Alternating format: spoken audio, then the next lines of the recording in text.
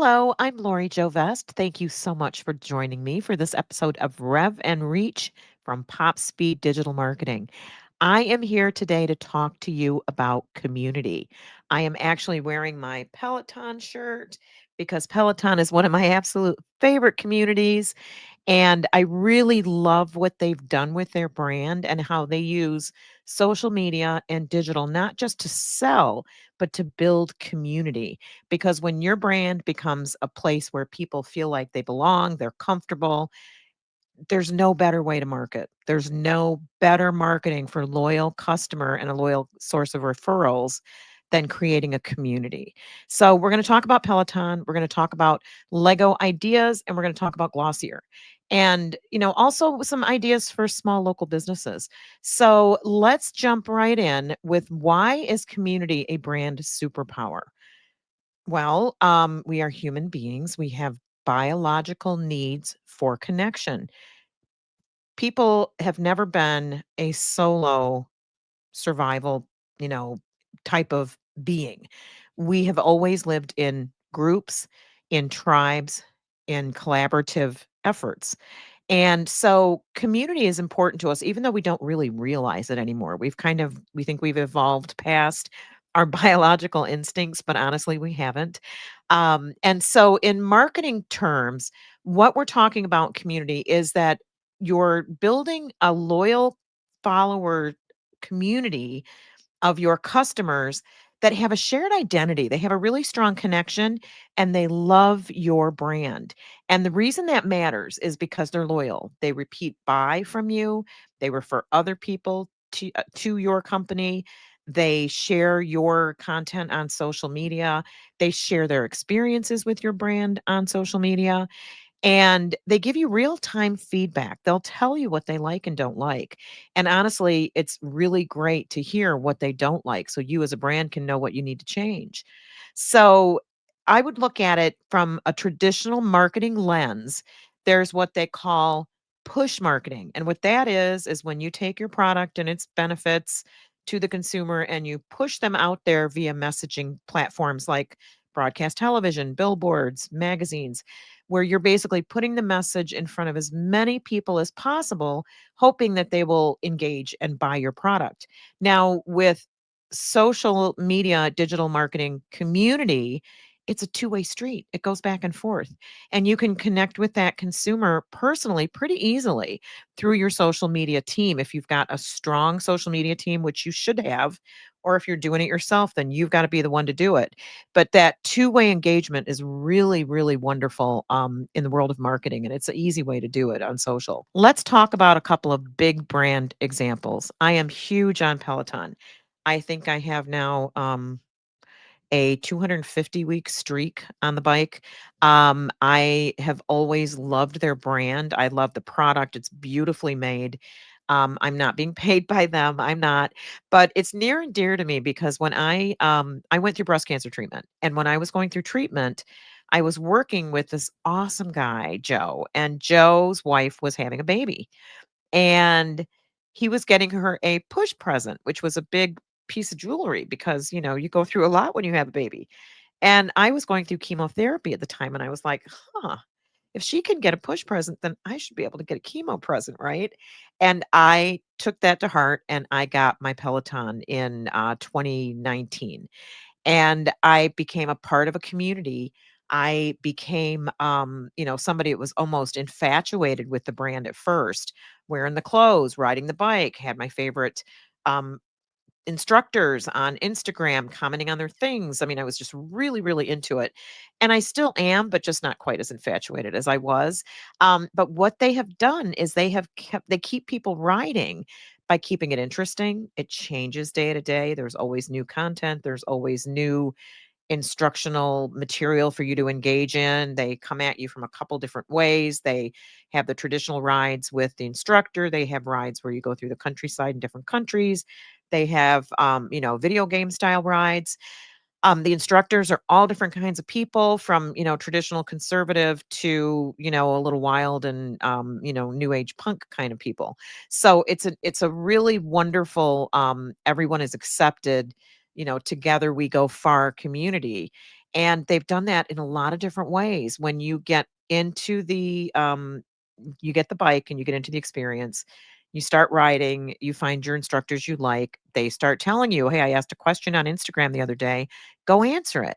And so that pushes you to Instagram to engage with that instructor who is a representative of the brand.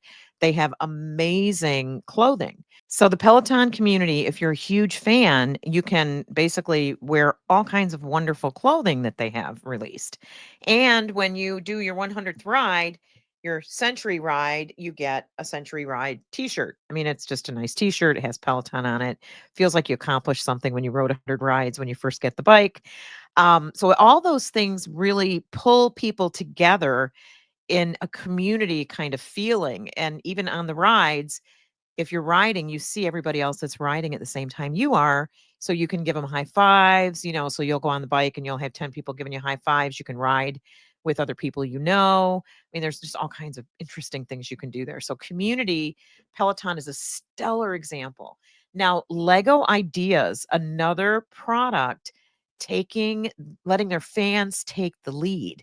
And what they're doing is they're really listening, and they're allowing the fans to build products and then taking those products and selling them and packaging and making them a part of the line of what they sell.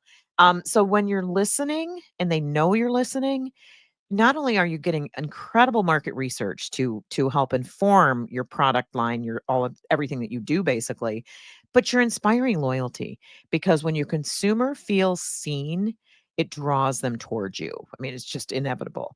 Another brand we'll just touch on really quickly is Glossier.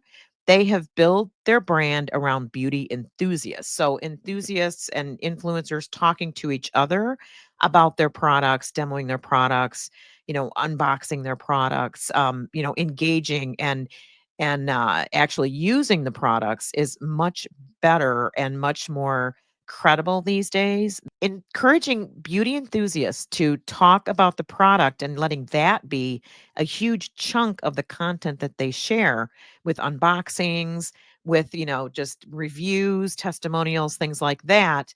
Um, it's not just the company putting out the story, it's the consumers putting out the customer experience story. And it's so much more powerful than anything polished that a brand can do. For example, with AI getting more and more prominent, I don't know about you, but I'm getting used to seeing AI images in my feed regularly. And when I go to stock image houses, a lot of the places that we get stock images from, they're, using AI. Fortunately, there are some that are dedicated to not using AI, so you can count on whatever it is that you're showing being actual real life. AI is, going to cause people to not trust what's perfect and polished, and that will push them more toward what's authentic and real. And what's authentic and real is your consumers talking about your product with each other, or, in your content that you put up on, the digital platforms. So now let's talk about this. How does this translate to small to mid-sized businesses? Good question. You really don't need millions of customers to create community. I'll give you an example. We've had a dental practice and have dental clients in our on our client roster for a while now. And there's one practice out there. I don't know how they're doing it because it's really hard to do, that actually has an online community on Facebook that's all about full arch dental implants. They're not dentures. They're very small bridges, and they use posts to put them into the jaw, and they're very much like your natural teeth. But it's a huge surgery. I mean, some people end up having all their teeth pulled, or maybe 10 or 12 teeth, which is a lot. And then, you don't really know how they're going to feel or fit, and they're expensive. So is it worth the investment? So this one practice that was a competitor of the practice that we were serving about 3 years ago, I think, had the most engaged Facebook community I have ever seen. And they had brand ambassadors that were in there. So what they would do is when someone came in for a consult, they would say, "Hey, join this Facebook group and you'll be able to talk to people who have had this done and, get their experiences and let them answer your questions." And in that same group, they had ambassadors. They had 5 or 6 different people that to me were very obviously paid to be there. Now, they were actual patients of the practice, but they were attractive, they were, photogenic, they were outgoing and positive. Well, guess what? Most practices have those people. Most practices have dental patients that are really enthusiastic and really like them. Take advantage of that. And pay them. You can pay them 250 a month for maybe one post a week, or sharing your content out to their feeds. You can make whatever arrangement you want with them to be ambassadors of your business. So find those happy customers, ask them if they'll participate, ask them if they're willing to help you in your marketing by sharing their experience on an ongoing basis. And you can do that in Facebook groups. It would be great for a local yoga studio. Maybe they in that group, they could share playlists and recipes and just encouragement. And oh, if a class got canceled, that could all go into a Facebook group that has all of those, yoga studio clients knowing what's happening and feeling more connected and actually getting more from their experience as a customer of that yoga studio than they might otherwise. Another thing that I thought was a really cool idea is nonprofits using Instagram stories to share rituals in their specific area. For example, if you were you support cancer patients, maybe you have a weekly gratitude prompt or a weekly health tip or a weekly fact on cancer, something like that, that you could put on Instagram and it becomes something that everyone that follows you relates to. Or you ask your audience on Instagram or whatever channels you're using to provide their own rituals. What do you do to get out of a funk when maybe you're a cancer patient, and you're just feeling really crappy? What do you do to get yourself back in a better mood, maybe feeling better physically, and get people to share the conversation there on Instagram? And you may have to seed it a little bit. You may have to reach out to some of your fans and say, hey, would you mind commenting on this? We're trying to get some good conversation going so that there's some activity. So again, ambassadors are amazing for doing that. You hire an ambassador for 250 to 350 a month. You can get participation from them that will really help the effort. So it's about facilitating conversation and belonging. These kinds of things. Community is not about pumping out promotional content to the audience that you build. Community is about creating that commonality in the people that buy your product or service. So how do you build a digital community? This is a kind of a process you'll need to go through. So you're going to define your tribe. Who do you connect with? Is it parents? Maybe it's moms of kids who play travel hockey. Is it fitness enthusiasts? Is it 50-year-old women who need to lose 30 pounds and they're just so disgusted by menopause? I know someone who serves that audience. Is it people who their smile is just not making them happy? It's not white enough. It's they have some work they need done. Who are those people? Write that down.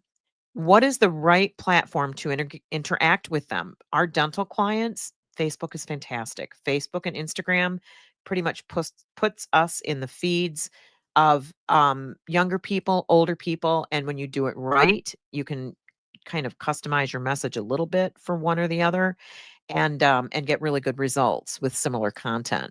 So pick the right platform. Are you going to be using Facebook groups? Discord is an option. You can create a community over there. The downside of that is that people have to consciously create their own Discord account to participate. Then they have some of them may have to go there regularly and they may not go there for any other reason but your community, and that could be a heavy lift. So it depends on if you have a real techie kind of audience, that may work really well because everybody's using Discord. Maybe you have an audience of moms, not so much. So LinkedIn polls are another way to continually serve a series oriented content to a specific audience and get them to engage with you and tell you what they think. So there's a lot of different ways to do it. You want to encourage participation in all of your social. Ask questions, make challenges, ask people if they will, share a photo of their dog eating your, dog treat that you make at your bakery, or, you know, send people surprise and delight kits. Now, this is really fun. If you have somebody who is always out there sharing photos from your restaurant or, in the lobby of your dental practice saying, hey, it's where I'm getting my teeth done today, people that are there, we call them your top fans. Engage with them beyond just, oh, thanks for commenting, or yeah, we really like that you like us. None, go beyond that. Private message that person. And once they've commented on your content on Facebook, and I think most of the other channels, you can private message them and ask them if they would mind if you sent them a package. And then I used to work for a bigger agency, and we worked on Kimberly Clark products. And a lot of the products were in the health and wellness space. So when we had some uh, 5 or 6 people that were always sharing our content and always answering our, polls and everything. We knew who they were. We would put together just, it was very grassroots. It was nothing fancy. Buy some fancy boxes off the internet, some, that were in the brand's colors. I think we had pink, and then we would get some nice, fill in different colors that match the brand's colors, and maybe it's, the product, some coupons, some related things. Like if it's a fitness brand, maybe you put a fitness band and you put, your product and some coupons and some sunscreen and maybe one of those cooling towels, that also is branded. So, and we call it a surprise and delight. You just reach out to that really intense fan and say, "Hey, we think you're awesome. Can we send you, a little package for how good you are to our brand online?" They will go wild. They'll do opening videos, they'll do those unboxing videos and put those up. All their friends will see what you did. A lot of times people hang out with people in the same demographic that you're trying to reach. So if you're trying to reach teachers and you send a really cool package out to a teacher, she's going to open it. She's going to unbox it on her social media, and a lot of her teacher friends are going to see it. So it may be a small thing. It's not hard to do. It's not expensive. It takes some effort, and it's huge when it comes to building community online. Be present. Always be on your social channels. Be on them at least a couple times a day. Drop in and see what's happening. Is somebody, getting into a little spat over something? Did somebody make a nasty comment? Do you need to answer a complaint about your product? Doing that publicly can be really good for the brand because it shows that you're responsive. You can straight off bat say, that's not what we want to have happen. We're so sorry. Can we private message you so that we can get more information and make this right? And when a consumer sees that and it comes in, half an hour after they posted it, you're responsive. You're also showing that that's not usually how things are done and that you're willing to go the extra mile to make it right. So that's a really important part of it is community management. You can't have a community if you're not out there in it, engaging and commenting and talking to the consumers who post about you or who put things on your content, who post comments and things like that. So always be present, make your people feel seen, make those people that comment feel like you appreciate them and you understand and that you're happy that they decided to take that extra effort and engage with you. And the last thing we'll say about building a digital community is to make sure you reward your community. Make sure what you're sharing with them is helpful information, early access to deals. If you're a dental practice and you have a special offer going out, announce it in the community and give them a couple days to set up their appointments to take advantage of it before you put it out into the general public. And it really does help the people feel special when you share, insider tips, when you give them early access to discounts and special things, and when you simply say, God, we love you guys. We're so happy that you have stayed connected to us instead of being a one and done customer. And we're going to do whatever we can to make sure that our relationship continues to be positive. Put those kind of gratitude messages in there. Engage, start conversation starters that let you and your community get to know each other a little bit better. Try those, have you ever done this? If so, tell us about it in the comments. We'd love to hear. If you can make it funny, that's even better. New moms, oh my God, new moms are just a huge marketing audience for a lot of different companies, and they have a ton of questions. So if you are a company, brand that serves new moms, get into those groups on Facebook. That's the other thing you can do. Get into those groups and participate as a individual, and you can say I represent a brand, but don't sell. Just be there, share useful, helpful information, and go from there. Just recently, we took on a project, matter of fact, that was for a resort in Florida, and they're a what do you call it? They're a co-op, I think. No, they're a timeshare. And as a timeshare, they rarely have openings, and it's this really cool part of the beach. It's very, very quiet, and the sunsets are amazing, and you just can't get in because they're a timeshare, and the weeks are all purchased by the owners. So they have, I think, a bunch of units coming available in September, October for just 2 weeks.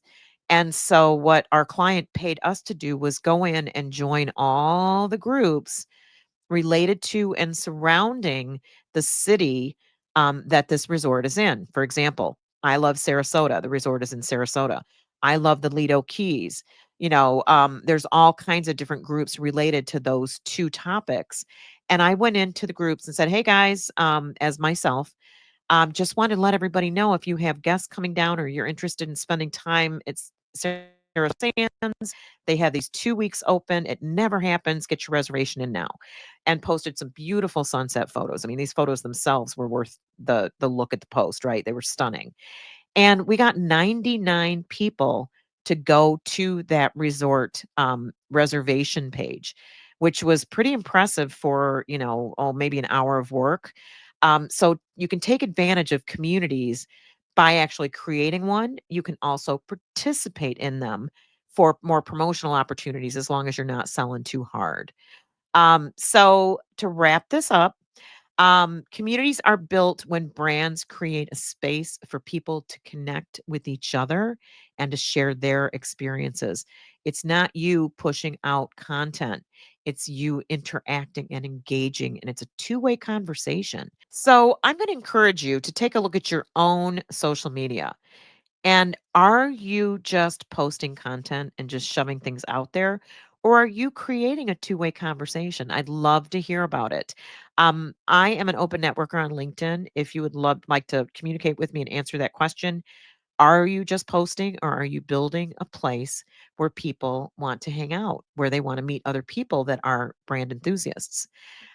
If you'd like to answer that question, please engage with me on LinkedIn. I'm an open networker there. So thank you for joining me for this episode. I know Kylie is not here. Kylie Metcalf is usually my partner in crime on this podcast, but she just had a baby. Baby was born healthy, mama's healthy, everything's fine. It was about a week ago. Everything's good. And so I'm going to be by myself for as long as she decides she needs to take for maternity leave, which however long that is, I get it. So again, Lori Joe Vest, Rev Reach, we really appreciate you being here to listen to our marketing tips and the helpful information we share to assist you in getting more ROI from your digital marketing and social media efforts. I'll be back soon with another episode. Take care.